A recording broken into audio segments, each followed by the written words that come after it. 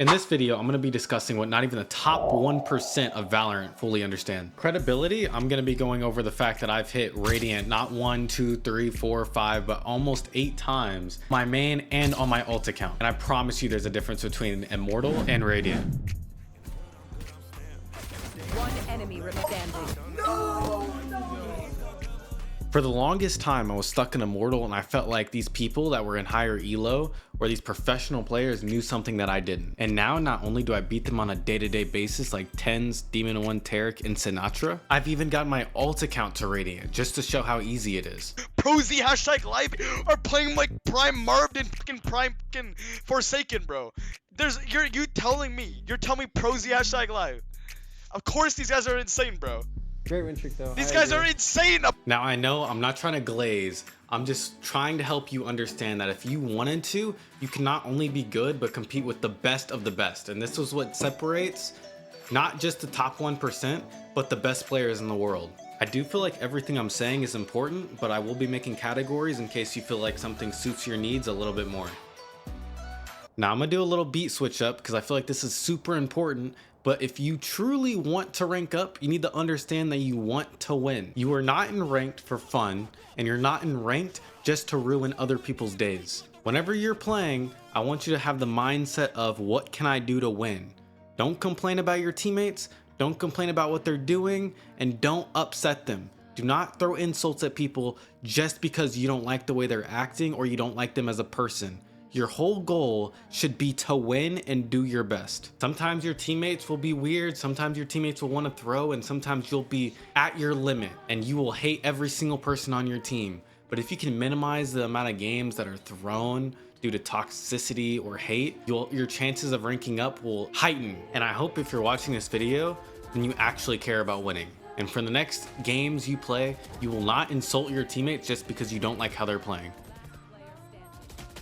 Most of you won't even know what this word means, and some of you will hear me describe it to you and still not do it. AutoDidact means to be self-taught. It means learning what's right and wrong on your own. Now I will say it's understandable to seek guidance from others, but if someone tells you something, you should always wonder why it's good or bad on your own. If someone tells you a play is good, think about it on your own, whether or not it's good. And don't always listen to your teammates, because half the time, the reason they're in low elo is because they don't know what's right and wrong. And you need to be going throughout your games, winning or losing, trying your best and wondering why you won or why you lost. You cannot expect to get better without trial and error.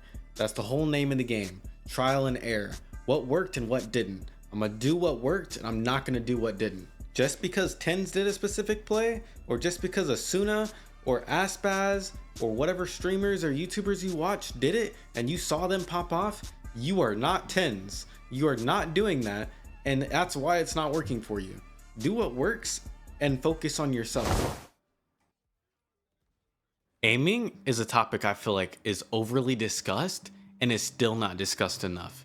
I feel like people think of it completely wrong and not how it should be thought of. Now let me cut the beat real quick, because like Kendrick Lamar said, I'm about to put y'all on game. I'm not going to ask you to aim train. I'm not going to even ask you to aim head level. I'm going to show 2 clips. One of my Immortal 3 friends swinging in corner,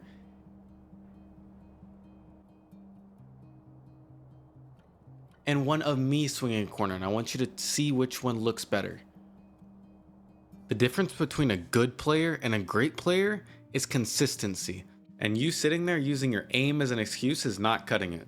I know people hate to hear it, but it doesn't really matter how much aim training you do. Because at the end of the day, and although you might consider these people good at aiming, but now that I'm playing with them, you come to learn that aiming is kind of luck, and it should be more about positioning and crosshair placement. And I know most of you are so confused right now. That makes 0 sense to you.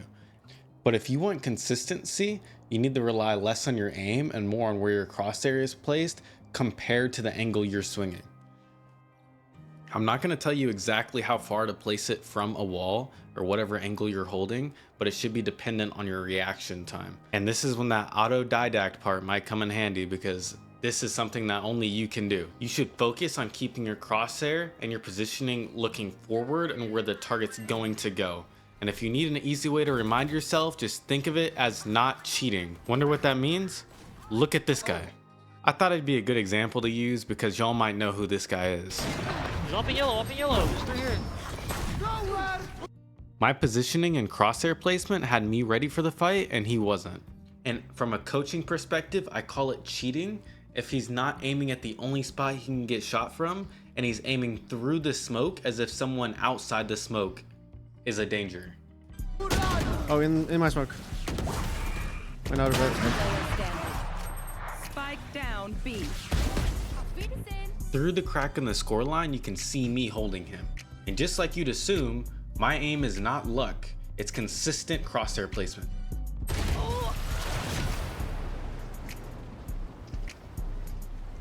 I'm not bashing Tenz, I just want to give an example so that way you can understand that I know what I'm talking about. And I promise if you use these tips properly, you'll hit any rank you want. Just don't aim through the wall like you're cheating. Instead, you want to back up, give yourself some room to aim a little bit farther wide, so that way if they swung you, account for your reaction time and where they might be positioning themselves while swinging you. Now that we know you want to win, you're an AutoDidact, and you have good crosshair placement and positioning, we're going to focus on always having an advantage over your enemy team. You need to be working on making every single gunfight and position you're in favorable towards you. Understanding that every part of the map can be used as your advantage, whether you're on attack or defense, is vital for wanting to rank up. Even the clip in the background, you can see me placing one ways is clove. We're past the days of making excuses about opping or using a shotgun or what your teammates are doing. You need to be finding ways to put yourself in favorable positions to carry your teammate to victory. If you're gonna say the judge and the op are easy to use, then I'd recommend you use these guns every game. Use this guy for example. Imagine walking into a smoke and you catch this.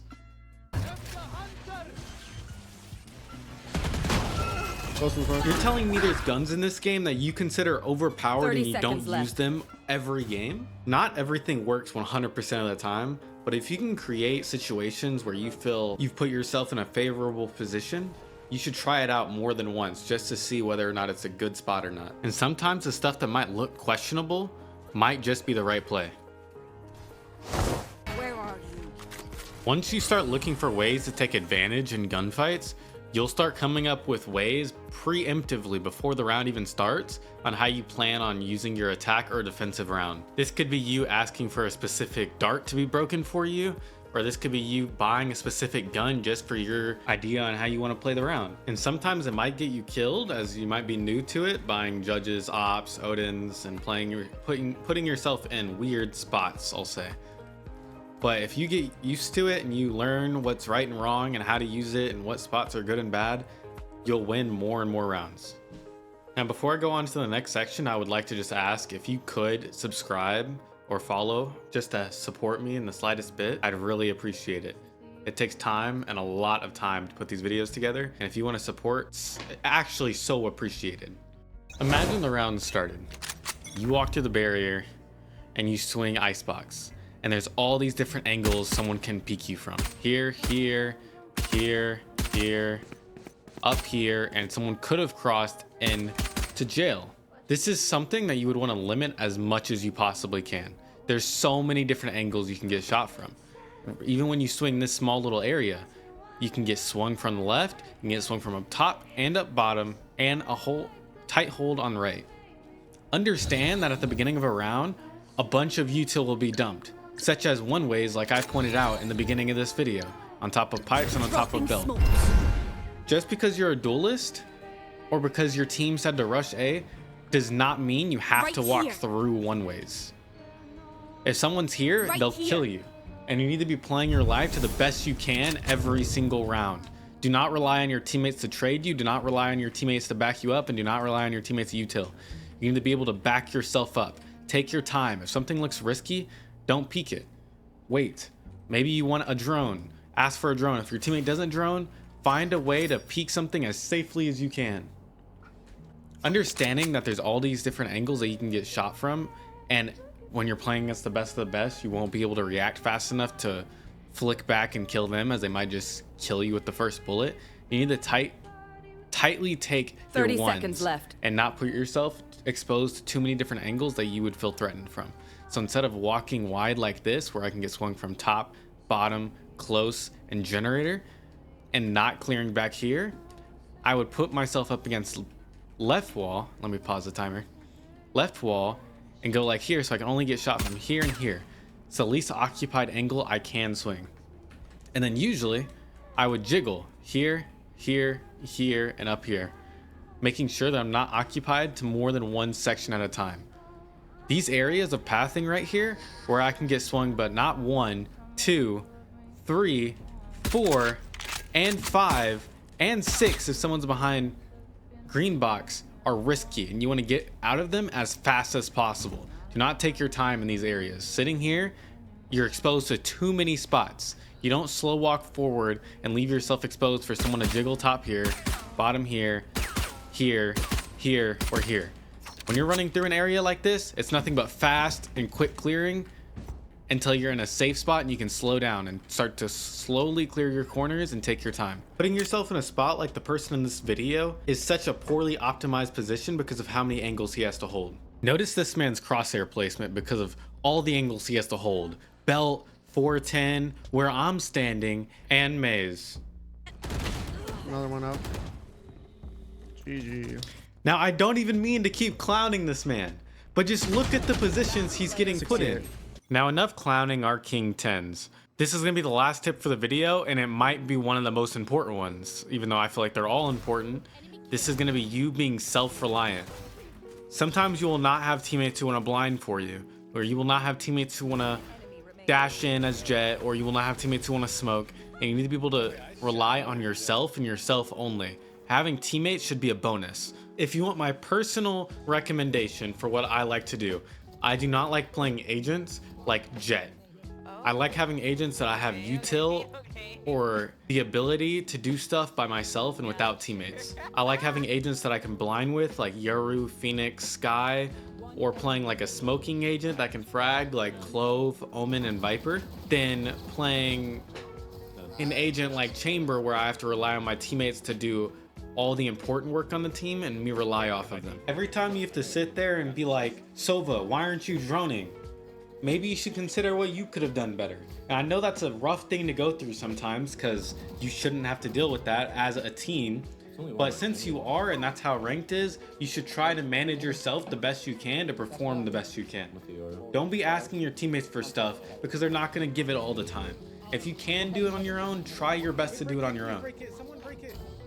Get off your dog, Sky, and break the wall!